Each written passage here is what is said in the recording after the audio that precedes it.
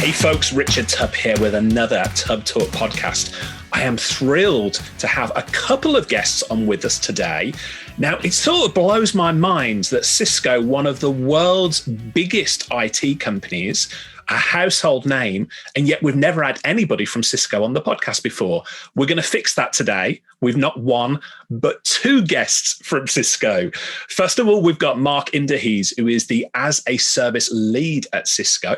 And then across the water from me in Amsterdam, we've got Sayuri Sato, who is the EMEA Managed Service Go-to-Market and Strategy Leader in the Partner Managed team. Marc, Sayuri, welcome to Tubb Talk.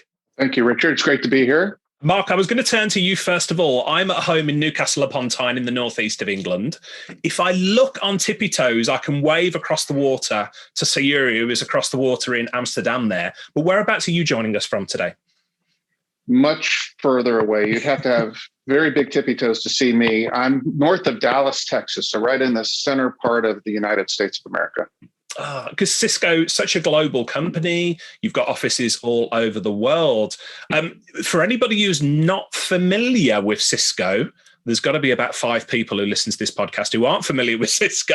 How would you describe what Cisco do, Marc?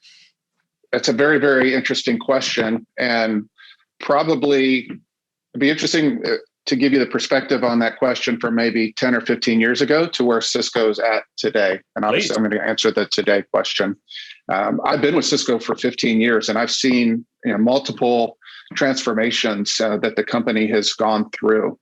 And today, if you listen to Chuck Robbins, our leadership team, we are very much a software company. We're a cloud company. We've made a commitment to move to an everything as a service model. And this was a big theme that's coming out at Cisco Live a little bit later this month. So that's, Cisco's playing in many different spaces, whether it's networking, security, collaboration. We're market leaders across each of these. And today we're going to spend most of our time talking about what we're doing to support MSPs around the SMB space.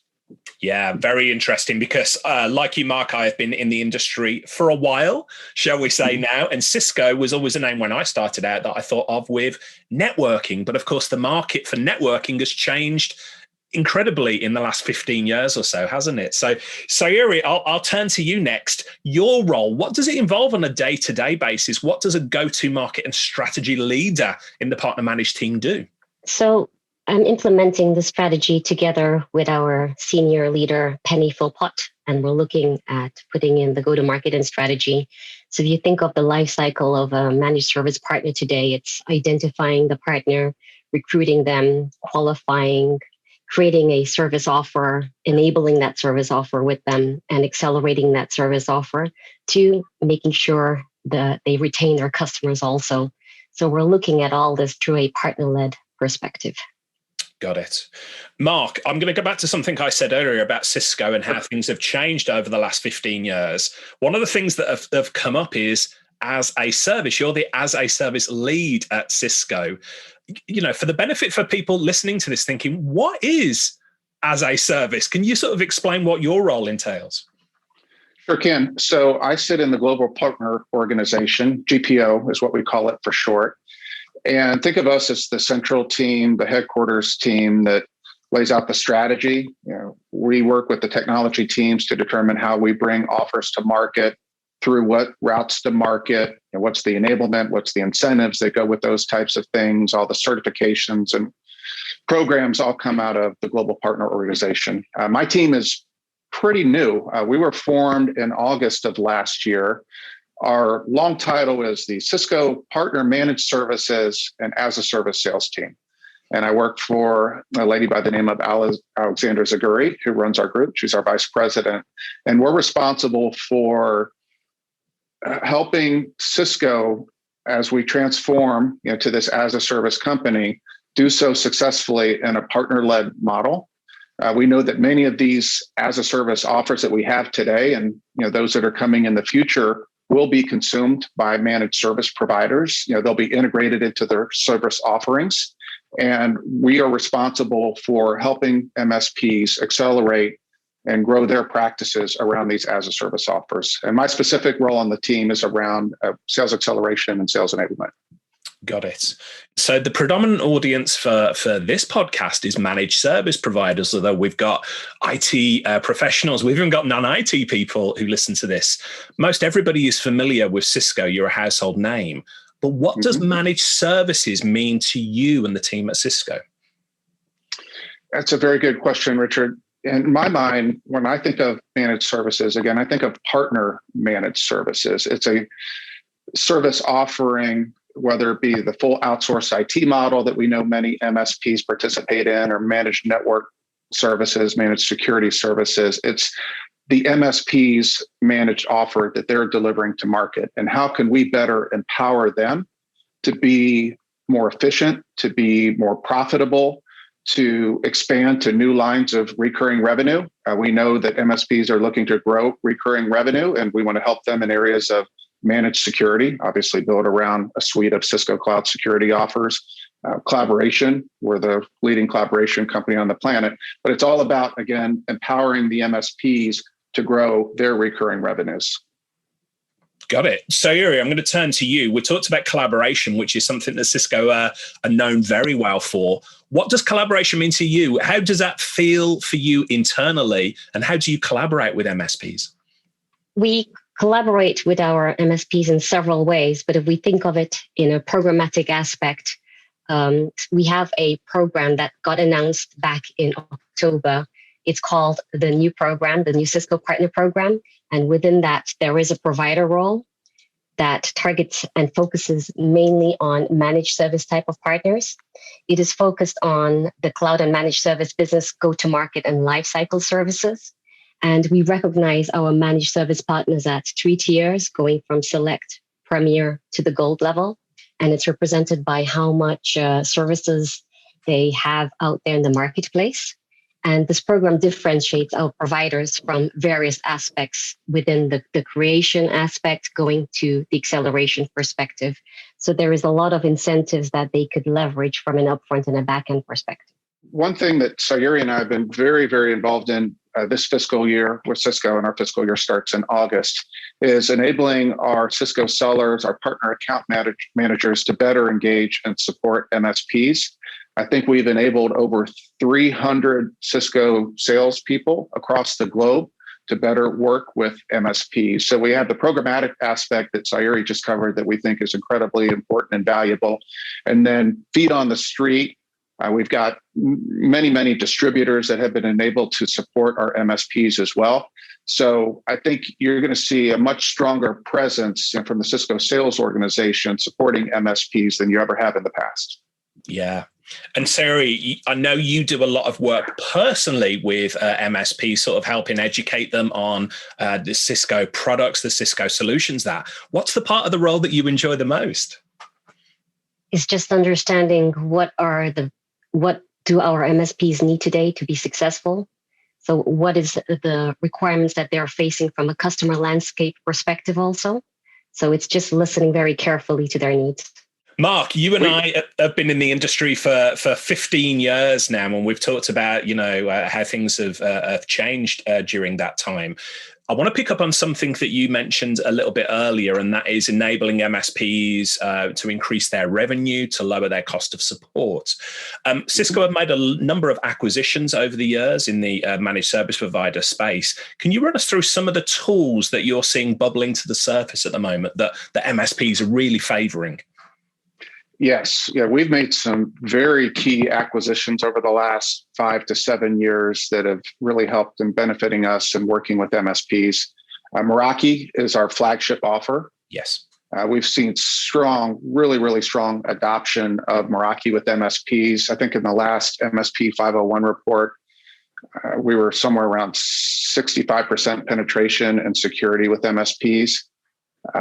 We've made acquisitions in the security area. So OpenDNS, we now call that umbrella, has been very strongly adopted by managed service providers around the planet.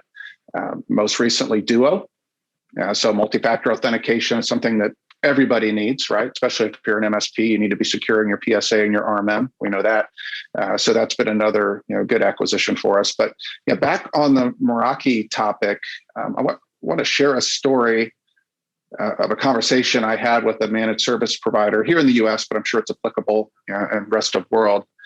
And this comes back to the operational savings and focus that we have on, with MSPs right now. So this gentleman's name is Bob, and we were sitting in a meeting in Orlando, Florida, on the front end of a ConnectWise IT Nation conference. Bob's part of a MSP advisory group that we run here in North America. And Bob looked at me and he said, Mark, your number one value proposition, Cisco, to me, is the TCO story. And he said, what I mean by this is not my customer's TCO story, how I'm saving my customer money. It's how you're saving me money. It's how you're helping me lower my cost of managed services with the full stack Meraki solution that I'm deploying across my customers. With the cloud management, cloud deployment, often faster time to resolution, closing out tickets faster. You're impacting my bottom line in a very significant way. And he said, I've tried all the other vendors out there. I've tried Barracuda, I've tried SonicWall, you go down the list, and I keep coming back to Meraki. So one of the things that we've done with that, I sat on that for 2 or 3 years, but just recently, like within the last couple of weeks of the recording of this session with you, we've put forward a study from Forrester. It's a Forrester TCO study targeted at the MSP to help MSPs understand how they can lower their cost of managed services by leading with a full stack Meraki and umbrella solution.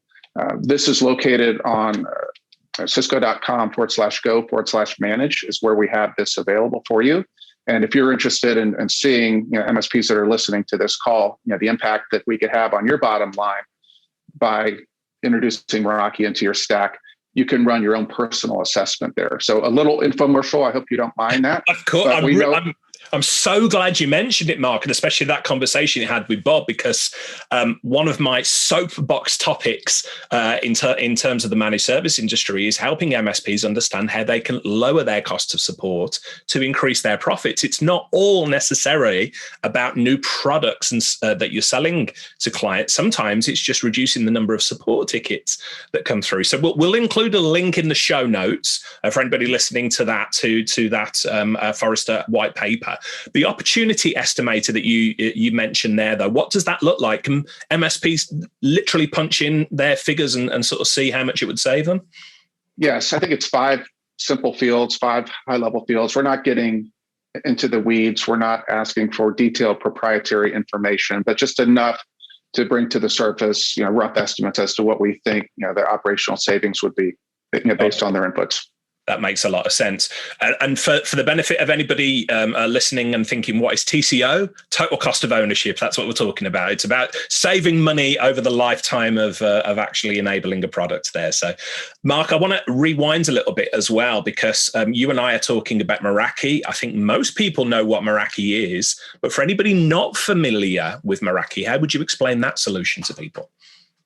Meraki's got a very broad portfolio today, but where we see the strongest adoption is in our switching solutions, our SD-WAN, security solutions, and in wireless. Probably the strongest penetration would be with Meraki wireless, but it's all cloud managed. So the Meraki dashboard has seen great favor with MSPs. It gives you a view, unified view across all of your clients, a global view. However you have your clients distributed. MSPs have told us they save a ton of time, again, in managing their clients, deploying these technologies, resolving tickets and whatever the issues might be inside of the cloud management Meraki dashboard that we provide them. Yeah, makes sense. And I remember being around when Meraki first came to market, and it was mind-blowing. The idea that most MSPs listening to this will be familiar with the concept of shipping out like a switch or a router or something to a client, then getting on the phone with them and helping them to try and configure it. And it's just a pain, isn't it? And the idea behind Meraki is literally ship it out to people and it's already configured as soon as you plug it into the network or connect it to the network. Just incredible technology. Yeah. And I remember when Cisco actually made that acquisition, I was thinking, that is a smart acquisition, Mark. Yeah, it's turned out to be a great acquisition for us.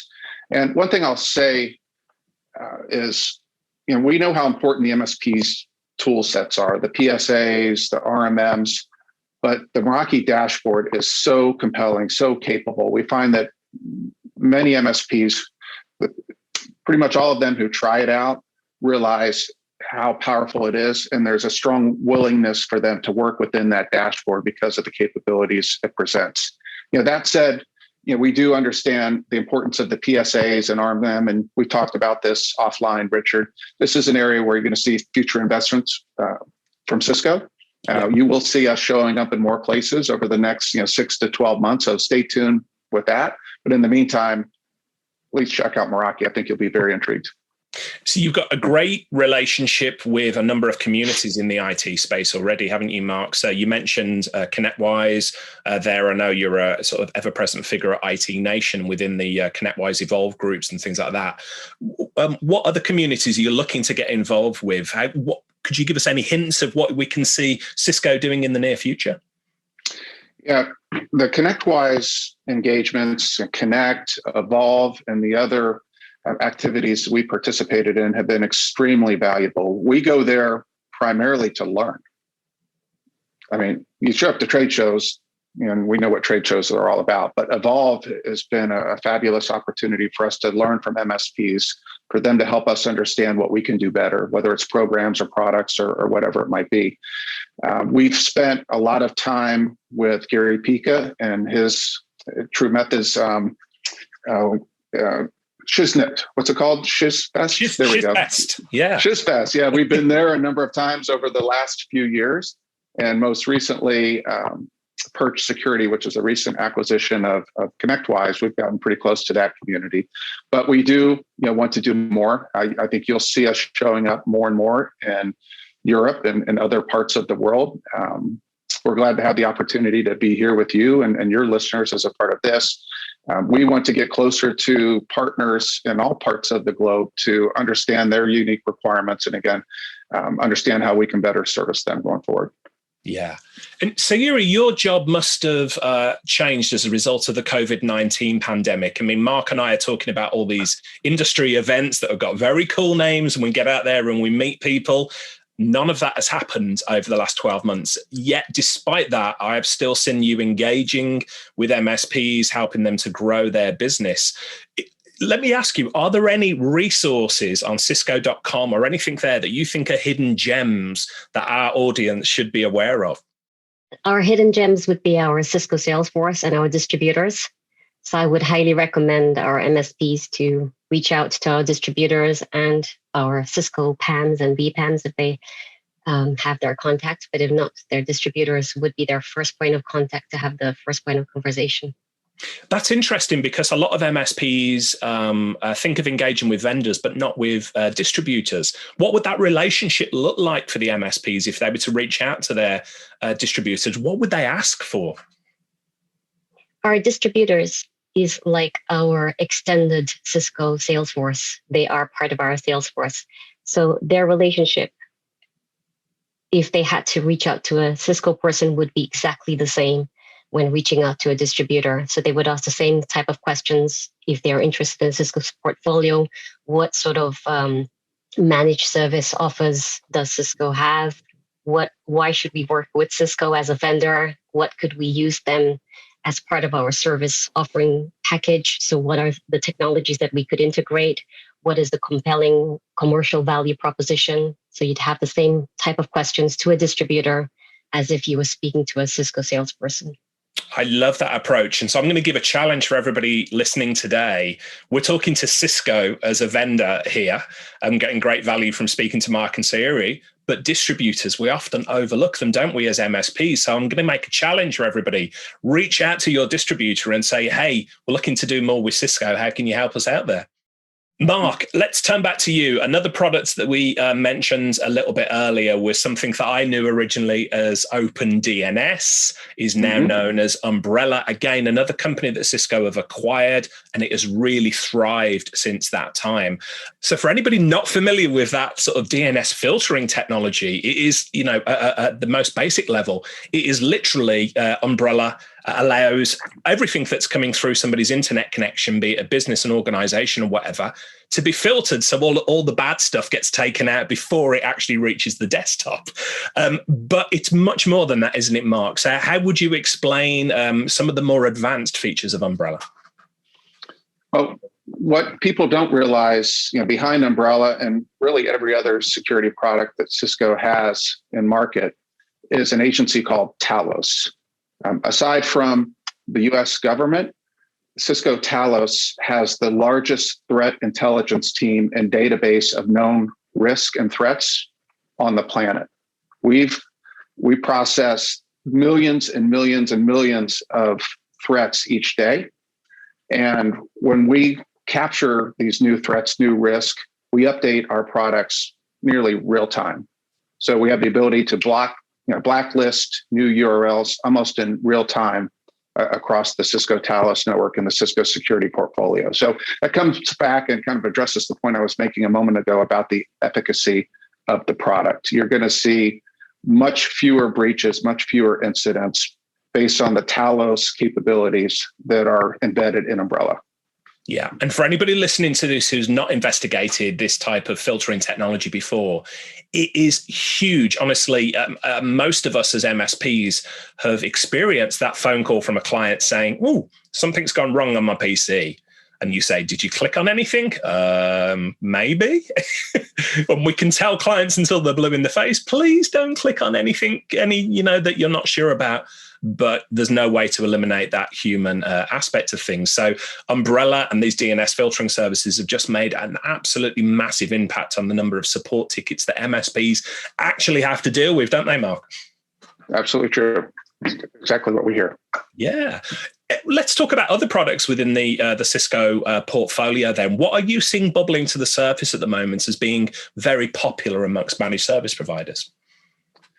I mentioned it before, but I'll mention it again, and it's Duo. It's multi-factor authentication. I think MFA is like antivirus, 5 or 10 years ago. It's a must-have. Every MSP needs to have an MFA solution, ideally, Duo from Cisco. You need to be securing your RMM first and foremost, which we know is the gateway to all your clients. But Duo is on fire. Duo is our fastest, by far, growing security technology with MSPs. And what does that look like in practice? So for an MSP listening to this, they understand the value of two-factor authentication or multi-factor authentication. They understand what you've said about securing their RMM tool or their PSA tool. What does it look like in practice, sort of implementing that, the Duo product within an MSP business? Well, I'm not a technologist. I'm a business development person, but I'll do my best to answer that question. First, I'll just talk about the experience. We've got a very simple experience for MSPs that desire to transact, the Duo offer. If you go to the duo.com website, it's a very simple portal.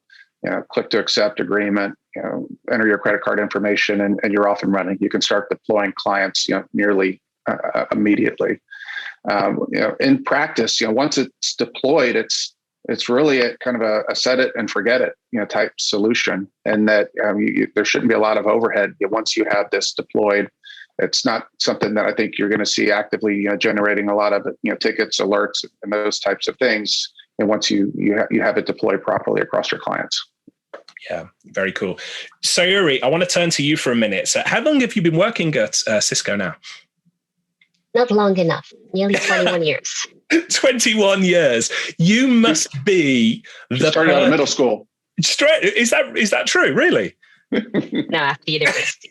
I was going to say, you must be, Marc and I have just talked about 2FA and we've talked about DNS and all these different technologies and that, but you must be amongst your friends and family just absolutely hammered by people saying, "Oh, Sayuri, you know all about this cybersecurity stuff. How can you help out?" How do you manage that sort of influx of requests from friends and family asking for assistance? I try to understand their requests, first of all, and then I give the same answer that Marc says. I'm not a technical person. I have a business development as role within Cisco, but I can connect you to our specialists. Yeah. And you've got the partner network there. So you must be very popular amongst MSPs. Yeah. And my typical reply is, have you tried unplugging it and plugging it back in? Oh, there you go, Mark. You've just given away the secret of IT. Exactly. That's my first response. Hey, Mark, if I turn to you, obviously we're having the conversation now on Tub Talk podcast. We mentioned Gary Picker earlier on from the True Methods community, ConnectWise. You speak to a lot of people, a lot of experts within the managed service provider space. Can you give us any insights into, sort of any initiatives you've got coming up, any webinars that we should be aware of? Yeah, so referencing the Forrester analysis from earlier in the conversation, we do have a follow-up webinar coming with the Forrester team, specifically with Jay McBain. I think Jay's very well known around the globe for the work that he's done with Forrester and prior. That's taking place on April the 21st. So we'll have information coming out about that fairly soon. I don't have the registration link available today, but keep an eye out for that. I highly value Jay's perspective on the industry. I think he's going to help MSPs get a better view as to what's coming around the corner, the COVID corner, what to expect over the next 12, 18, 24 months to help them better prepare for their practices for the future. Yeah, and Jay's a very, very smart guy and a good friend. I've learned a lot from him over the years. So we will make sure in the show notes for this to give a link to the Forrester white paper and indeed, whatever point you are listening to this podcast, a link to the on-demand recording of that webinar with Jay McBain as well. So we've covered a lot of information today, Marc, Sayuri. I really appreciate you giving up your time. There's going to be people listening to this who had a perception of Cisco going into this podcast, and they've now got a different perception of Cisco in relation to the managed service provider industry. And they're thinking, I want to have a conversation. I want to find out more about this. So Sayuri, if I can turn to you, if anybody's listening to this and wants to get started with Cisco, perhaps never engaged with you before, what would the steps be for an MSP to get started working with Cisco? I would highly point them to our resources that's available online. So I can share those links also with the MSP links that you will be sharing later. Yeah. Is to understand what's in it for them as a MSP partner, because we do have a compelling commercial and value proposition. We also will be able to share why would they like to partner and use Cisco as a vendor in their managed service offer. So we have a website that we can share where they're able to read that. And if they want to talk further about the content, they can contact our distributors or our Cisco sales force also. Very cool. We'll include all of those details in the show notes as well. Marc, if anybody listening to this wants to reach out to you personally and continue the conversation, what's the best way for them to reach you? Hit me on LinkedIn. I'm pretty active on LinkedIn. I monitor that pretty closely and would love to strike up a conversation with you there. That's just at Marc Inderhees on LinkedIn. Wonderful. And both of you, I can't let you go. I know you are both, especially you, Sayuri, both students of the game, students of this industry. Sayuri, if I turn to you first of all, who would you say has been an influence on you in this industry? Where does Sayuri Sato go and learn about managed services from? MSPs and podcasts that you also publish, Richard. Oh, cool. I wasn't fishing for a compliment, by the way, there, Sayuri. I was genuinely interested. Podcasts are great. Oh, wonderful. What about you, Marc? Is there, where do you get most of your information and education within this industry? Well, I think I mentioned I've been running an advisory group here in North America for about 4 years, and Sayuri and I are working to do the same in EMEA. We've got 20 partners now that we're very close to, that I talk to on a very regular basis. I spoke to one just this morning, constantly going to them and testing ideas, wanting to learn from them as to what's working, what's not working. I tune into Jay, I tune into Gary. I very much value a relationship that I have with a gentleman by the name of Andrew Morgan. For those of you who don't know Andrew, he is he's fabulous in everything MSP, especially cybersecurity, probably one of the strongest cybersecurity specialists in the MSP space that I've ever worked with. And he's actually helping us to build enablement materials for our MSPs. I love Joe Panettiere and the channel E2E website. Joe's a good friend and a strong advocate of the industry as well. So those are some of the names that I try to stay close to. Oh, that's wonderful. And I'll make sure that we include links to all of those people in the show notes because, Marc, I know we've been in the industry about the same sort of time, and it seems like we've got many of the same influences there, which I think is fairly obvious from the way we are talking about this industry as well. So, look, this has been a great thrill to speak to you both. Thank you for giving up your time from Dallas in Texas, and from Amsterdam, just across the water from me, over there in Holland as well, Sayuri. I hope I get an opportunity to see both of you in person at some point in the near future. Hope so too. I expect you will. I think I'll let the cat out of the bag right now, if that's okay. And that Please. Cisco is going to be hosting our very first MSP industry event in September. We haven't locked in on the date yet. But we're working towards that. It's going to be exclusive to Cisco MSP. So if you're not a Cisco MSP today, we want you to join us prior. And Richard, we've invited you to participate in that with us. Although we're not going to be in person, it's going to be virtual. But we value your knowledge, the expertise that you bring to MSPs, and we want to share that with our broader MSP community. So consider this our invitation to have you join us for that event. Putting me on the spot, I would love to accept. Yes. Sayuri's given a thumbs up as well, saying, yes, we would love to have you there. Thank you, Marc. I appreciate that. Guys, I've really, really enjoyed this. Thanks so much for your time today. For anybody listening to this wants to find out more about any of the links that we mentioned during today's conversation, we'll include them all in the show notes. Marc, Sayuri, it's a pleasure knowing you. Pleasure having you on the podcast. Thanks for your time. Thank you. Thank you very much. Cheers. Hey folks, Richard here. Thanks for listening today. I know you've got a ton of options for who you listen to nowadays, so I really appreciate your support. Do you have any feedback on this episode? Ideas for future guests? Tweet me at Tublog using the hashtag TubTalk. I respond to every tweet and really appreciate your feedback.